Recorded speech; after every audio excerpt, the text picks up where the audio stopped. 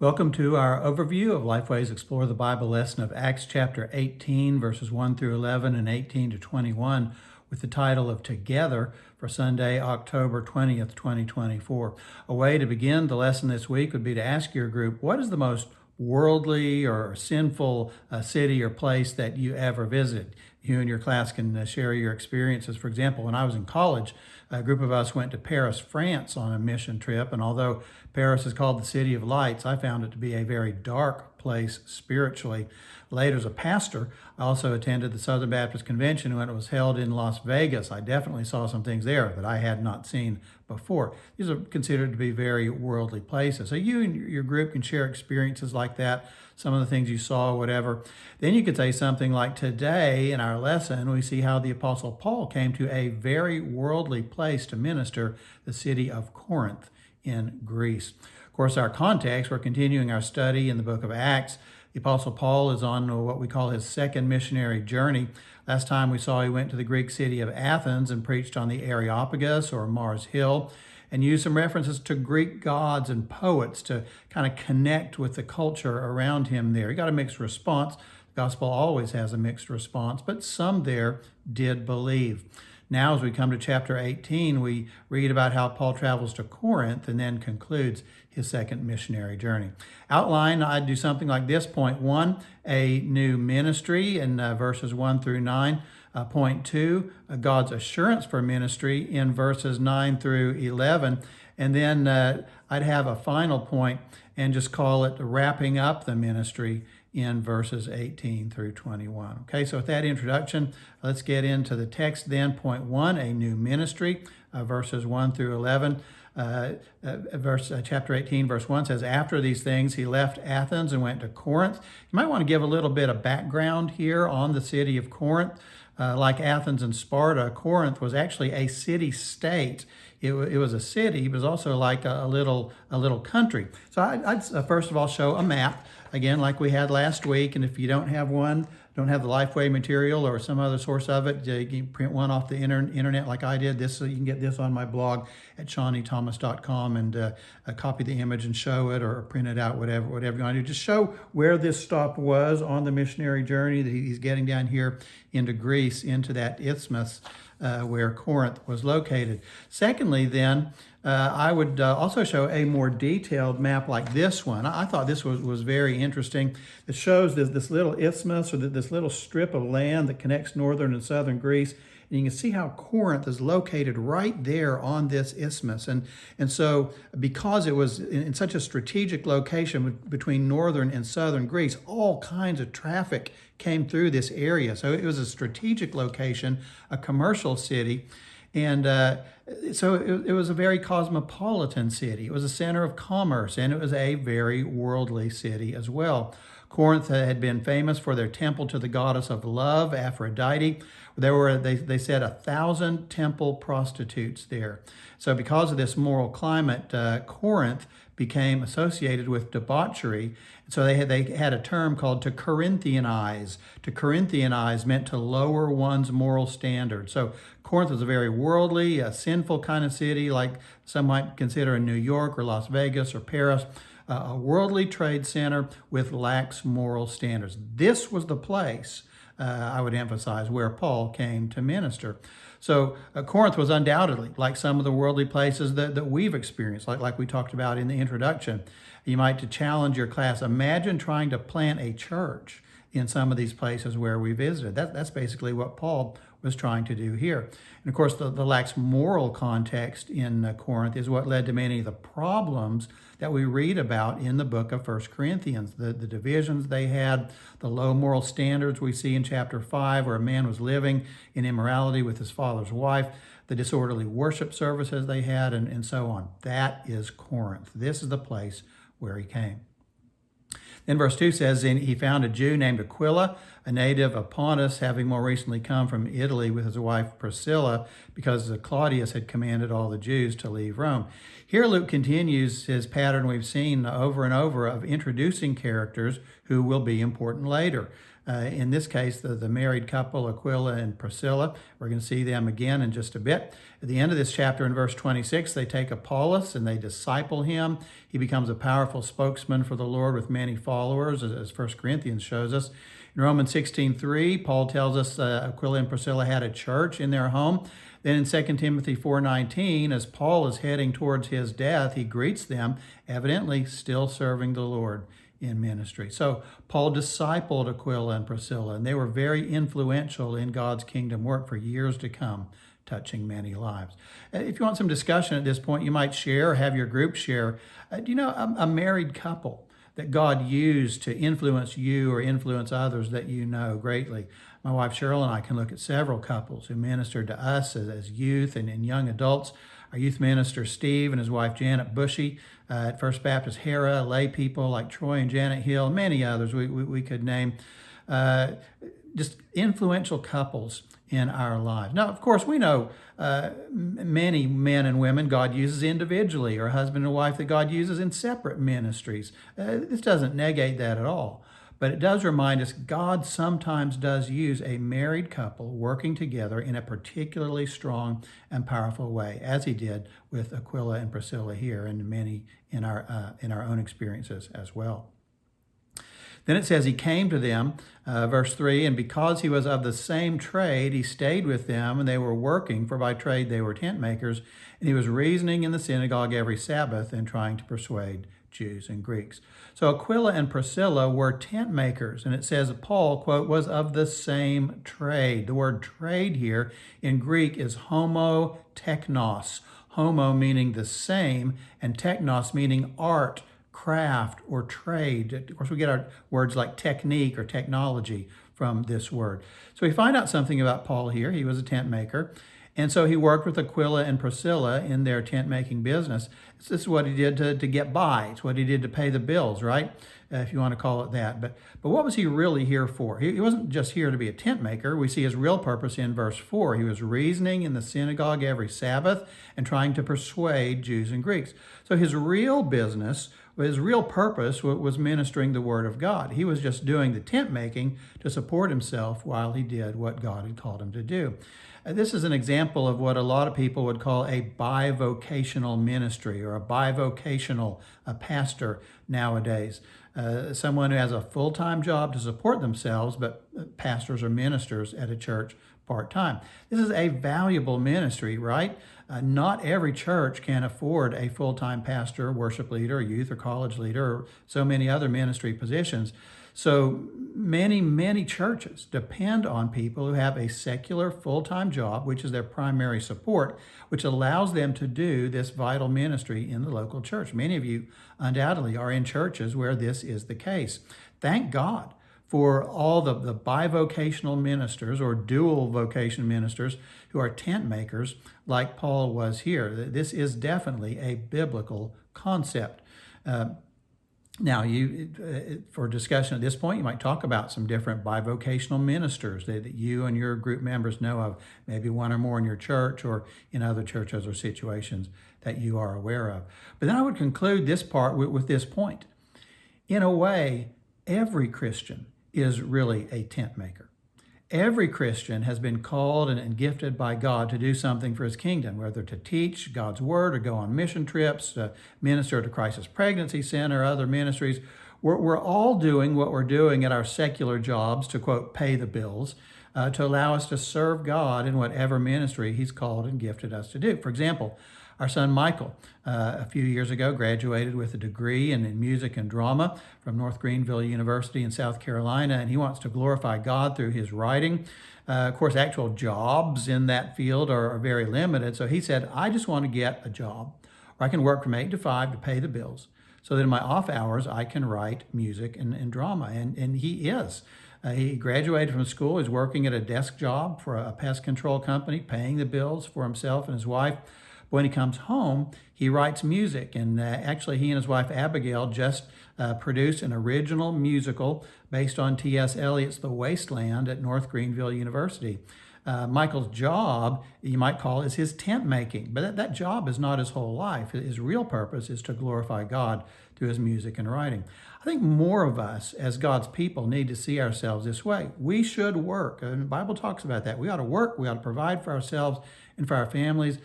But God doesn't just have us here on earth to be an electrician or a school teacher, a salesman, or whatever. He's placed us where we are to glorify him through our witness and service. The job pays the bills, but our real purpose is to serve and witness for the Lord through the ministry that he's given to us. So in a real sense, most of us are tent makers, just like Paul was here.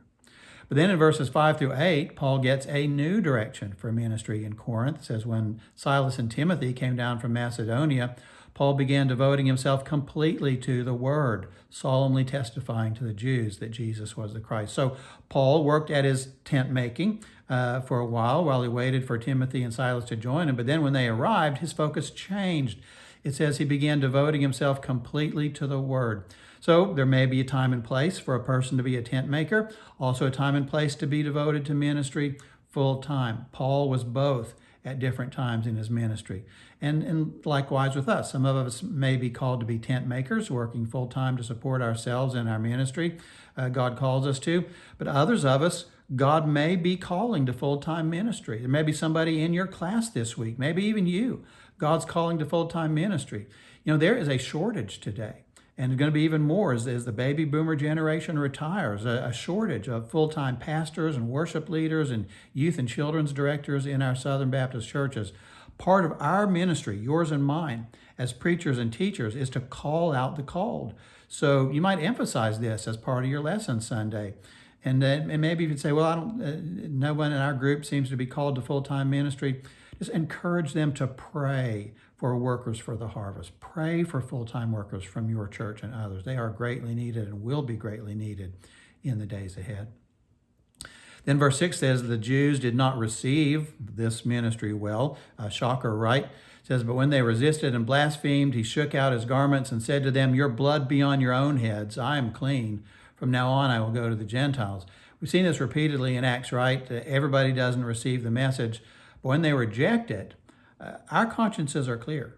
Paul said to them, your blood be on your own head. This reminds me of Ezekiel 3, 17 through 19, where God tells him, son of man, I have appointed you a watchman to the house of Israel. Whenever you hear a word from my mouth, warn them from me. When I say to the wicked, you shall surely die, and you do not warn him or speak out to warn the wicked from his wicked way that he may live, that wicked man shall die in his iniquity, but his blood I will require at your hand. Yet if you have warned the wicked, and he does not turn from his wickedness or from his wicked way, he shall die in his iniquity, but you have delivered yourself. So Paul is basically quoting this scripture to them in this situation. He said, I'm innocent of the judgment that's coming on you. You have rejected it. Question for us today, of course, is can we say that? Can we say we're innocent of the blood of those around us? Have we shared the message with them? It's a sobering thought, and I think it ought to be. But it also brings up another point. We are not responsible to continue to share the gospel where it's being ridiculed and blasphemed. Verse 6 says here, the Jews resisted and blasphemed, and Paul did not stay there. He moved on. I think a cross-reference scripture is Matthew 7:6, where Jesus said, do not give what is holy to dogs, and do not throw your pearls before swine, or they will trample them under their feet and turn and tear you to pieces. The gospel is a precious treasure. It's a pearl, if you would. Don't throw it to swine. Don't throw it to people who are mocking and blaspheming it. Move on, like Paul did here. Jesus kind of showed us that example too. He was not responding to mockers at his trial and things like that. And for a discussion question, you might ask your group, were you ever in a situation like this where somebody was mocking or blaspheming, and how did you handle that? You might have some discussion about that here. Then in verses 7 and 8, it tells us Paul went on to better soil, Titius Justus's house, which happened to be next to the synagogue. So he didn't have to go far to find better soil. Verse 8 says, Crispus, the leader of the synagogue, believed in the Lord with all his household. Many of the Corinthians, when they heard, were believing and being baptized. So an amazing thing happened. The leader of the synagogue, Crispus, was actually saved. Crispus is mentioned later in Scripture, where Paul says in 1 Corinthians 1:14, I thank God I baptized none of you except Crispus and Gaius. So Paul did personally baptize him, but not many others, he says.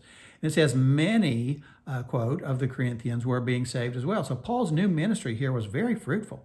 Many were saved in Corinth, one of the best and most fruitful ministries he had really on any of his mission trips. So I think one application for us here is God grants us some seasons of very fruitful ministry. But also, just a good reminder, he doesn't always. How many mission stops did Paul make where he experienced only rejection or saw very little fruit? But now here in Corinth, he was having a very fruitful season. I think one lesson is for us, a good thing to remember, when God's blessing in a strong and fruitful way and people are being saved and baptized, thank him for that.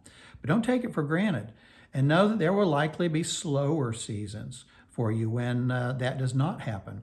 So another application for us is just continue to be faithful, witness, minister, serve, even when it's not the most fruitful season. As Galatians says, in due season we shall reap if we do not lose heart. Keep sowing, keep planting, keep doing ministry, keep doing the work. I've seen in churches over 40 years of ministry, it is not always harvest season. But if we are faithful to sow and work, harvest time will come. There will be another fruitful season. So don't quit. Don't get too discouraged about it. Just keep working and praying until the next fruitful season comes. It might be just around the corner. So this was Paul's new ministry that he had in Corinth. Secondly, then we see God's assurance for his ministry in verses 9 through 11. Verse 9 says, "And the Lord said to Paul in the night by a vision, 'Do not be afraid any longer, but go on speaking and do not be silent, for I am with you. And no man will attack you in order to harm you, for I have many people in this city.' And he settled there 1 year and 6 months, teaching the word of God among them." Interesting words, right? Do not be afraid any longer. It's an interesting word to Paul from the Lord. He used the phrase "any longer," kind of really implied in the Greek verb there. They express it that way in the New American Standard Translation. The verb actually means he had been afraid, and you don't continue to do that. So evidently, Paul had been afraid. Is that possible? I mean, the Apostle Paul? Absolutely. In 1 Corinthians 2:3, Paul reminded the Corinthians, he said, when I first came to them, he says, quote, "I was with you in weakness and in fear and in much trembling." So yes, Paul was afraid when he went to Corinth. I think some of our members here today may need to hear this. Paul didn't minister and evangelize because he didn't have any fear. No, he ministered and evangelized despite his fears with God's help. So you might explain this to your group and then ask them to share. What are some times that you had a weakness or a fear or trembling, and maybe you were tempted not to share or not to serve, but God helped you to do it anyway? I've been in that position many times, like heading to make an evangelistic visit with a pit in my stomach and not knowing exactly what I was going to say. One time on a mission trip to a Muslim area, these guys had cricket bats, and I was afraid I was about to get it. But God helped me to share. Because of an illness I've been very shaky in recent years. It's often very difficult for me to stand and speak. In fact, I sit to preach these days. I've often thought of Paul's words in 1 Corinthians. I was with you in weakness and in fear and in much trembling. Several times in recent years, I've been in very shaky, uncomfortable situations, and it just made me trust God. But he's always helped me. Recently, I was in a situation where God helped me to say what I needed to say and do what I needed to do. And I picked up a rock and said, "This is my Ebenezer. God helped me here, and I need to remember he will help me again." So you can share things like that. Your group can share things like that. Times when God helped you. Maybe you volunteered for a ministry or were not comfortable sharing a testimony, but God helped you do it. Share these times when you've been afraid and what God did through you despite your fear. I think your class and you sharing these things may encourage other people in your group. Listen, God can use you despite your fears, just like he used Paul. But challenge your class. Listen, we don't witness and minister because we have no fear. We witness and minister despite our fear with God's help, just like Paul did. He said, "I am with you." Now, another illustration of this was on my wife Cheryl's first day at rehab. The therapist had her stand up, which she was barely able to do, and he gave her a big stick, kind of an oversized cane, and he told her, "Take a step." Cheryl said she was so filled with fear. Her left side was virtually useless. The floor was hard. She was almost petrified. She said, how could I take a step? But she'd been memorizing Joshua 1:9, be strong and courageous. And she leaned on that, and with God's help, she took that step. Cheryl didn't step out that day because she didn't have any fear. She took the step despite her fear with God's help. Paul shows us here, that's what we need to do when we're afraid in a ministry or witness situation. Don't wait until you're not afraid. That may never happen. Just like Cheryl, ask God to help you, claim his word, and then with his help, take that step. All right. In verses 12 to 17, then is in between the Lifeway Focus passage. There's kind of a humorous episode. The Jews tried to cause trouble again, brought Paul before Gallio, the Roman governor. But verse 14 says Paul was about to defend himself, and the governor intervened and said, this isn't some vicious crime. This is about words and names, and I'm not going to waste my time with any of this. And the Jews got into a big kerfuffle and began beating the leader of the synagogue. It's kind of a humorous interlude there. Then the focus passage continues on to what's our point 3, wrapping up the ministry. I'm going to call it verses 18 through 21. It says, Paul, having remained many days longer, took leave of the brethren and put out to sea for Syria. And with him were Priscilla and Aquila. In Cenchrea, he had his hair cut, for he was keeping a vow. They came to Ephesus, and he left them there. Now he himself entered the synagogue and reasoned with the Jews. When they asked him to stay for a longer time, he did not consent, but taking leave of them and saying, I will return to you again if God wills, he set sail from Ephesus. That last little section wraps up our focus passage for this week, and it wraps up Paul's his first mission in Corinth and second missionary journey. So just a couple things here. It says we see him take Priscilla and Aquila with him on this trip. He did that earlier with Timothy. He took him on the mission trip. Now he's taking Aquila and Priscilla with him. Just reminds us again, we talked about this a couple of weeks ago, but taking people with you in ministry can be an important aspect of discipleship and developing leaders. So a good exhortation for some of us on that. I think secondly, it's also noticeable Luke changes the order of the names here. It's not Aquila and Priscilla here, but he reverses it. He calls them Priscilla and Aquila. Why does he do this? Maybe it's random. I don't know. It's interesting that he does this again in verse 26 when they meet Apollos and disciple him. Priscilla is mentioned first again. Same thing in Romans 16:3, Priscilla and Aquila and the church that is in their house. And again, near the end of Paul's life in 2 Timothy 4:19, Aquila is mentioned first in 1 Corinthians 6:19. Interestingly, in the letter to the Corinthians, the church where Paul met them, he still lists him first. But in all these other instances, now she is listed first. Why is this? Is it just random? Or has she become the stronger disciple with greater influence? I don't know. And I don't know how much we should make of it. I think it's interesting, and it is a notable observation in these scriptures. Verse 19 says he came to Ephesus on his return voyage. This is back in now today what is called Turkey. It says he left Aquila and Priscilla there, evidently to minister. So he spent some time with them, discipled them, then brought them to a new place to minister. Then it's significant when Paul had left Ephesus to conclude his mission, he told them, I will return to you again if God wills. I love that phrase, and I use it often, even just saying Lord willing. James 4, verses 13 to 15 talks about this. It says, come now, you say today or tomorrow we'll go to such and such a city and spend a year there and engage in business and make a profit, yet you do not know what your life will be like tomorrow. You are just a vapor that appears for a little while and then vanishes away. Instead, you ought to say, if the Lord wills, we will live and also do this or that. I don't think this is a minor thing. I think this is very important. We are not in control of our lives. We don't know what's going to happen tomorrow. Cheryl and I just saw that, as many of you know, in a very dramatic way when she had her stroke the last day of August. That was nowhere on our radar.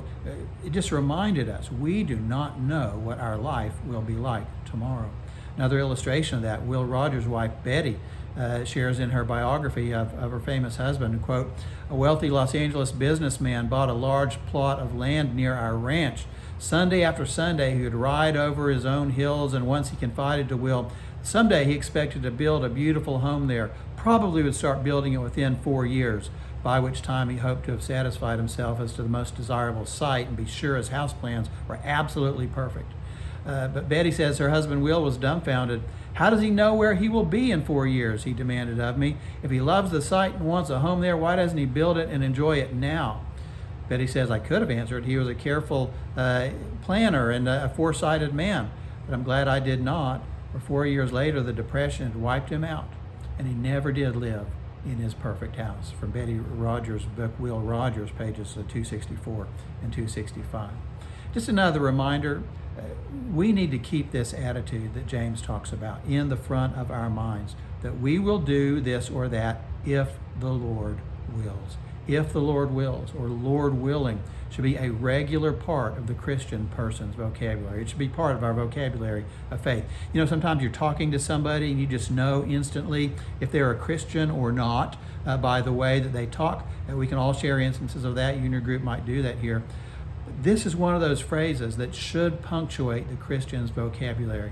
Let's make sure we're not arrogant in our view of the future.